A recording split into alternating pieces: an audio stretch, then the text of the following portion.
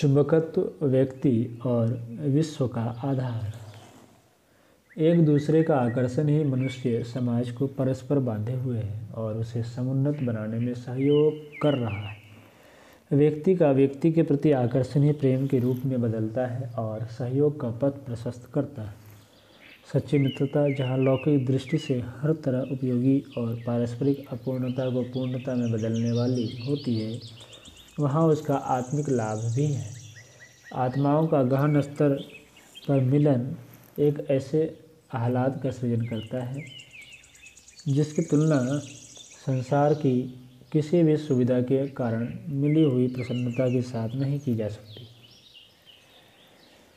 प्रेम को मानव जीवन का रस और सार कहा गया है। उल्लास इस तत्व के अतिरिक्त और कहीं है ही नहीं। पदार्थों में भी यदि कभी कुछ प्रिय लगता है तो वैसा तभी होता है जब उसके साथ ममत्व जुड़ जाए। परायापन या उपेक्षा भाव रहने से कोई वस्तु कितनी ही अच्छी क्यों न हो, अपने लिए तनिक भी उत्साह प्रदान न कर सकेगी। भावनात्मक क्षेत्र में जिस आकर्षण को प्रेम कहते हैं, वही प्रकारांतर से समस्त जड़ चेतन में समव्याप्त है। सौरमंडल के ग्रह उपग्रह सूर्य के साथ उसके चुंबकीय शक्ति से बंधे हैं। आकाशगंगा के साथ सौरमंडल बंधा है।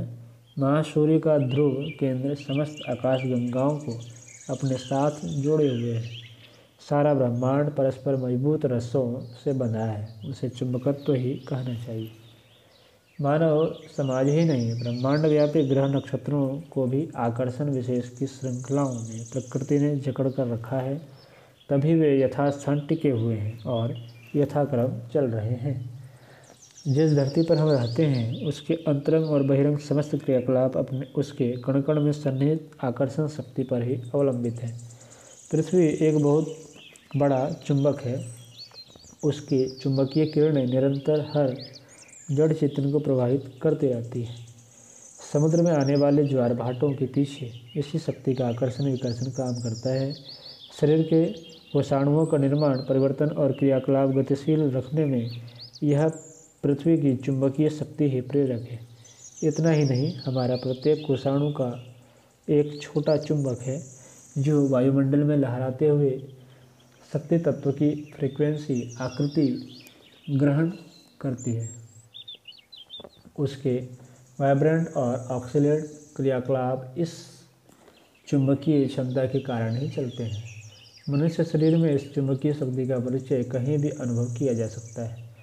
बालों में कंघी कीजिए, उस कंघी को लोहे की पिन से स्पर्श कराइए, चुंबकीय गुण तत्काल प्रत्यक्ष होगा। यूँ यह चुंबकत्व न्यूनाधिक मात्रा में समस्त भूमंडल के दृश्य और अदृश्य पदार्थों में भरा पड़ा है, पर उसको अधिक स्पष्ट और सशक्त चुंबक के नाम से पहचाने जाने वाले पत्थर से लोहे में देखा जाता है।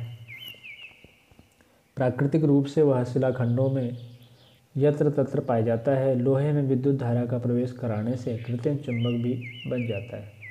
शोधकारों का कथन है कि सर्वप्रथम अब से 2500 वर्ष पूर्व किसी मैग्नस नामक गडेरिए को चुंबक पत्थर का पता चला था, इसलिए उस गडेरिए के नाम पर उसे मैग्नेट कहा जाने लगा।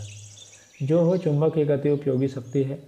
कल कारखानों यंत्रों में उसकी उपयोगिता अत्यधिक बढ़ती जाती है। यदि चुंबक का प्रयोग शक्य न रहे तो लगभग आधे कल कारखाने बंद करने पड़े और रेडियो ट्रांजिस्टरों का तो अस्तित्व ही शेष न रहे।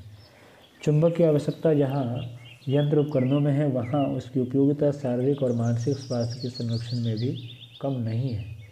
जिस प्रकार आयुर्वेद के हिसाब से शारीरिक संतुलन वात पित्त कफ के ऊपर टिका हुआ है, तिब्बी में जिस प्रकार आबी वादी खाकी का बोलबाला है, उसी प्रकार विद्युत विज्ञानवेत्ता शरीरगत चुंबकीय क्रियाकलाप को देखते हुए यह कहते हैं कि अंग विशेष में इस चुंबकीय तत्व की न्यूनाधिकता हो जाने से रोगों की उत्पत्ति होती है और यदि उसके अभाव की पूर्ति एवं विकृति की निवृत्ति कर दी जाए तो रुग्णता से छुटकारा पाया जा सकता है। बायोकेमिक विज्ञान में 12 लवणों की कमी वेशी से रोगियों रोगों की उत्पत्ति मानी जाती है और उन क्षारों को देह में पहुंचाकर चिकित्सा की जाती है।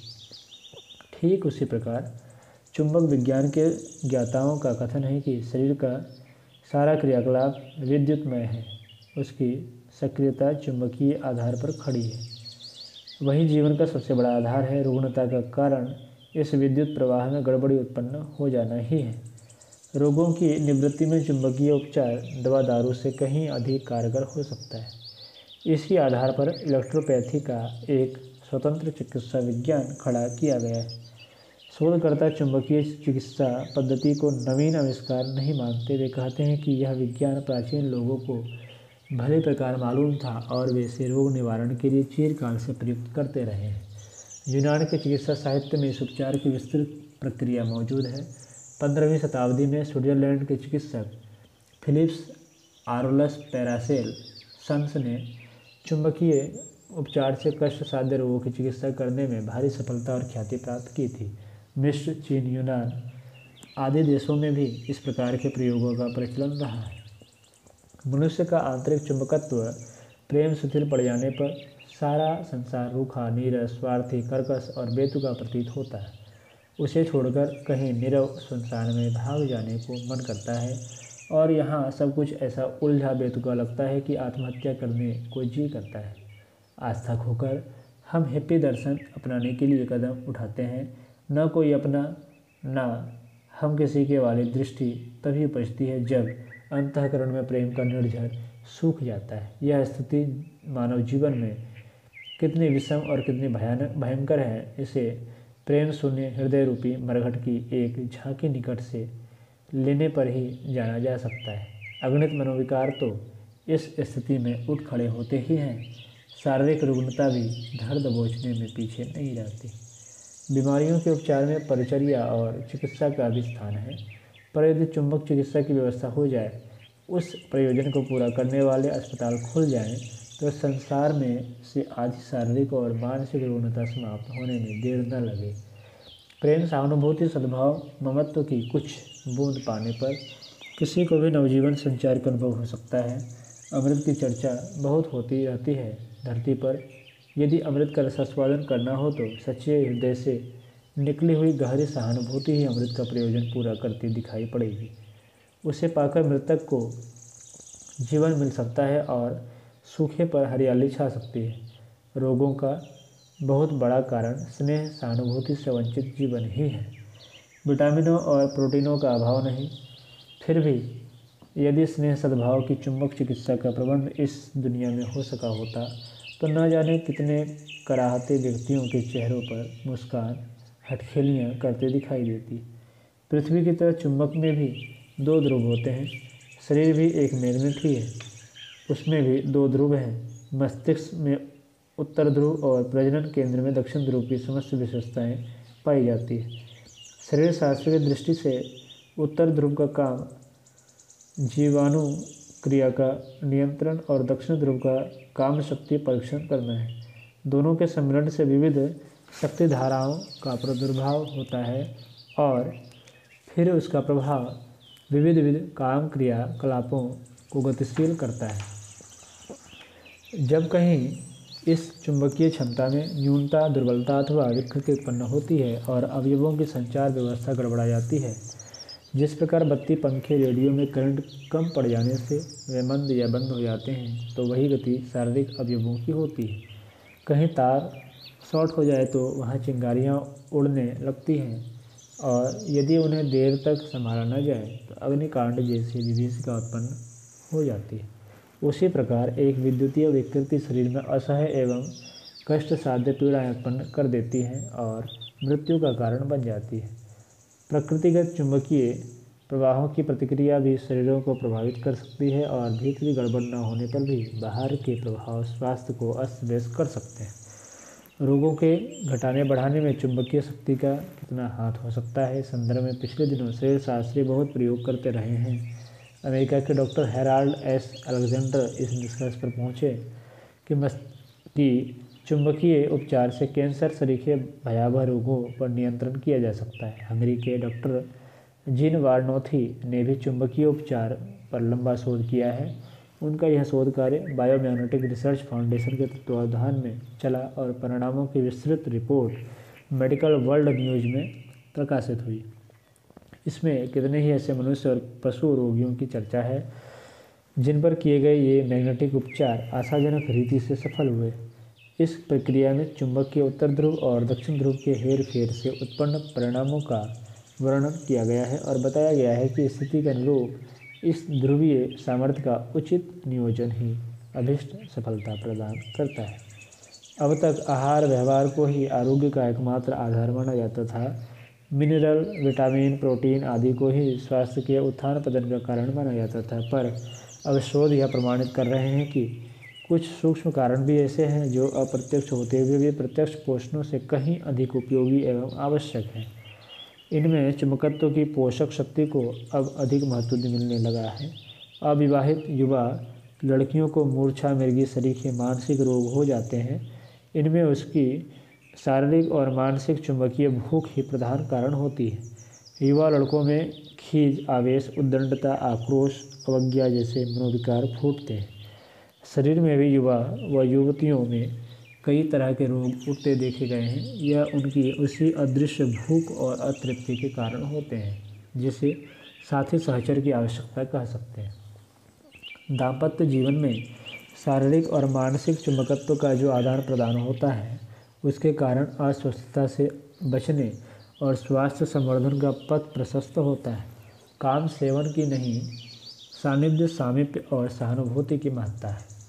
अभिष्ट प्रकार का चुंबकत्व जिसे भी उपलब्ध होगा वह न केवल शारीरिक वरन मानसिक दृष्टि से भी परिपुष्ट होता चला जाएगा। रोगी की चिकित्सा में दवा दारू उतना काम नहीं करती जितना चिकित्सक का व्यक्तित्व। चरित्रवान, सहृदय, उदार और सद्भाव संपन्न चिकित्सक अपनी मधुरता बिखेर कर ही रोगी का आधा कष्ट दूर कर देते हैं। साधु संत धोने की राख भस्म देकर कई बार कीमती दवाओं से भी अधिक अच्छी चिकित्सा कर देते हैं। यह उनके चुंबकीय व्यक्तित्व और सद्भाव संपन्न अंतःकरण का ही प्रभाव होता है।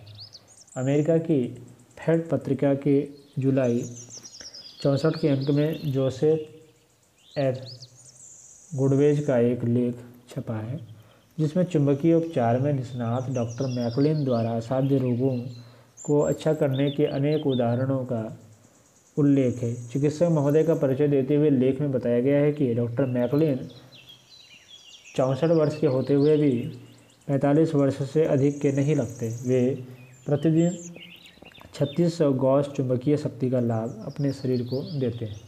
हार्वर्ड डी स्टेंगल ने चुंबकीय शक्ति के शरीर पर पड़ने वाले प्रभावों की जानकारी सर्वसाधारण तक पहुंचाने पर बहुत बल दिया है। उन्होंने कितने ही लेख लिखकर स्वास्थ्य संवर्धन में रुचि रखने वाले हर व्यक्ति को चुंबकीय क्षमता से परिचित होने का आह्वान किया है। डॉक्टर फ्रंगनिस विक्टर ब्रोसाइस का अस्पताल यूँ एलोपैथी के आधार पर था, पर वे चुंबक उपचार पर ही अधिक ध्यान देते थे और कहते थे कि यह पद्धति हानि रहित भी है और शीघ्र लाभदायक, फलदायक भी। मानसिक रोगों के उपचार में यह पद्धति अभी भी सर्वोत्तम सिद्ध हुई है। पागलों और अर्धविक्षिप्तों के मस्तिष्क में इलेक्ट्रिक शॉक देने की व्यवस्था प्रायः सभी मस्तिष्कीय अस्पतालों में मौजूद है। हल्के मस्तिष्क मानसिक रोगों में चुंबकीय छड़ के दक्षिण ध्रुव को भ्रूमध्य भाग में रखने से लाभ होते देखा गया है। इससे नींद न आने की व्यथा में भी लाभ होता है। स्मरण शक्ति को तेज करना और एकाग्रता का बढ़ना भी इन प्रयोगों द्वारा संभव है। हृदय की धड़कन घटाने बढ़ाने में भी यह प्रयोग कारगर सिद्ध होते हैं। रक्तचाप भी इन प्रयोगों से न्यूनाधिक किया जा सकता है। इस प्रकार के प्रयोगों से वैज्ञानिक परीक्षण के समक्ष सिद्ध करके डॉक्टर के हेलाल ने चिकित्सा शास्त्रियों का ध्यान विशेष रूप से उस ओर आकर्षित किया है। डॉक्टर मेस्मर अपने मेस्मरिज्म विज्ञान को एक स्वतंत्र शास्त्र ही बना गए हैं।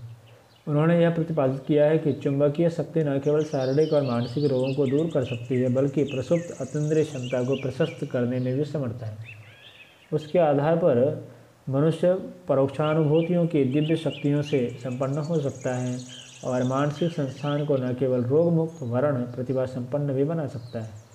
उन्होंने पाषाण अथवा धातुगत चुंबक की अपेक्षा मानवीय शरीर में विद्यमान विद्युत शक्ति को अधिक स्वच्छ, प्रभावी और अंतस्तल की गहराई तक प्रवेश कर सकने वाली सिद्ध किया है। चुंबक उपचार की महत्ता शरीर शास्त्री प्रतिपादित कर रहे हैं। वे इस प्रयोजन के लिए बिजली के उपकरणों में आगे बढ़ रहे हैं। इससे रोग निवारण में अपेक्षाकृत अधिक सफलता मिलने की आशा की जाती है। संभावना यही है कि अगले दिनों चिकित्सा क्षेत्र में चुंबक एक नया और प्रभावशाली तत्व बनकर प्रवेश करेगा। मानसोपचार की दृष्टि से केवल झटका देने वाले बिजली का ही उपयोग पर्याप्त नहीं, उसमें इस सद्भावना संपन्न और उच्च व्यक्तित्व के साथ संबद्ध सचेतन विद्युत चुंबक का भी समावेश होना चाहिए। स्नेह और सहानुभूति का विद्युत प्रवाह जब पर्याप्त मात्रा में उत्पन्न होगा और उसकी पर्याप्त मात्रा हर किसी को मिलने लगेगी, तब न केवल शारीरिक और मानसिक विकृतियाँ समाप्त होगी, वरन सामाजिक वातावरण भी ऐसा बनेगा जिसमें सर्वत्र स्नेह और सहयोग की गतिविधियाँ बिखरी पड़ी रहेंगी और हर कोई उल्लास और उत्साह से भरा होगा। चुंबकत्व ग्रह नक्षत्रों को बांधे हुए है, धरती के सारे क्रियाकलापों का संचार कर रहा है, आरोग्य का आधार है। यह चुंबकत्व यदि स्नेह सद्भाव की भावनात्मक परिधि में प्रवेश कर सका तो इसी धरती पर स्वर्गीय परिस्थितियां समुन्नत होंगी।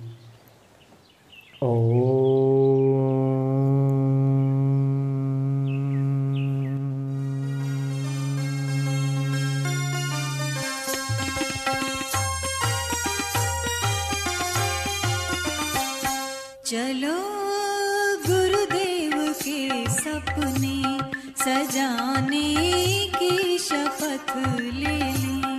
चलो गुरुदेव के सपने सजाने